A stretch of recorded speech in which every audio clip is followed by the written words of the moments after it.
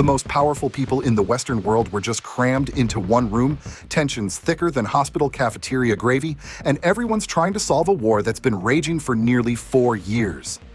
Welcome to August 18th, 2025, the day Trump turned the White House into the world's most expensive group therapy session. Trump didn't just invite Zelenskyy for coffee and croissants.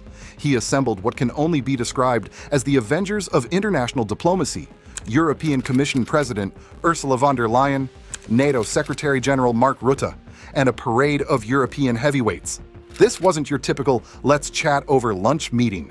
This was chess played with nuclear-powered pieces, and everyone knew the stakes. But here's where things get really spicy, because apparently having half of Europe's leadership in one room wasn't dramatic enough for our protagonist. You thought stepping out to take a phone call during dinner was rude? Trump literally paused his meeting with European leaders to ring up Vladimir Putin for 40 minutes. While everyone else sat there probably wondering if they should order pizza or start World War III. The audacity is almost impressive. It's like texting your ex while on a date, except the ex controls the world's largest nuclear arsenal.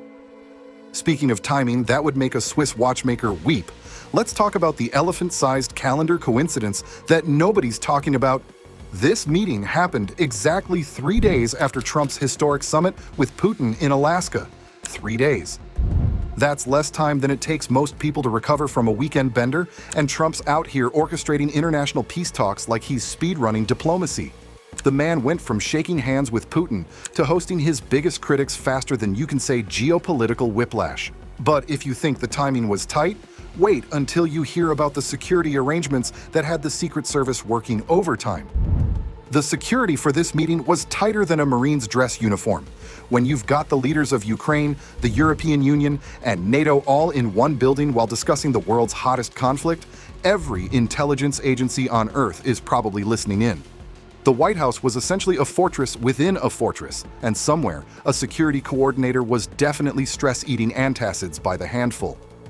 Now, about those arrangements Trump mentioned, because apparently, our dealmaker-in-chief wasn't done wheeling and dealing. In a plot twist that would make Hollywood screenwriters jealous, Trump announced he's arranging a direct meeting between Putin and Zelenskyy. After nearly 4 years of war, countless failed negotiations, and enough diplomatic deadlock to power a small city, Trump's solution is to put the two main players in the same room. It's either brilliant or completely insane, possibly both. But before you start planning your world peace achieved parade, let's examine the elephant in the room that had everyone walking on diplomatic eggshells. When asked about security guarantees for Ukraine, you know, those pesky little promises that prevent countries from being invaded, Trump gave the kind of non-answer that would make a politician's PR team break out in cold sweats. European leaders were practically begging for clarity, while Trump maintained the strategic ambiguity of a sphinx with a poker face. And speaking of poker faces, let's talk about the diplomatic theater that unfolded when the cameras started rolling. European leaders didn't just whisper sweet diplomatic nothings in private meetings. Oh no, they went full public pressure mode, using the press cameras like a diplomatic megaphone to push Trump on security guarantees. It's like calling someone out on social media, except the stakes are slightly higher than losing followers. We're talking about the future of European security architecture. But the real drama was happening behind closed doors, where the gloves came off and the real negotiations began. These world leaders pulled an all-nighter that would make college students proud. After the official meeting ended, they kept talking in the Oval Office in a leaders-only format. No advisors, no translators, no diplomatic buffer zones, just the heavy hitters hammering out details until the White House cleaning crew was probably wondering if they should start charging overtime. Of course, while all this diplomatic heavy lifting was happening, there was one person notably absent from the group photo. While everyone else was physically present, Putin managed to influence the entire meeting from thousands of miles away. Through that mid-meeting phone call, he essentially became the ghost at the diplomatic dinner party. Not physically there, but his presence felt by everyone in the room. Talk about power projection from the comfort of your own time zone. But here's the kicker that nobody saw coming. The timing of all this diplomatic choreography reveals something that'll blow your strategic mind.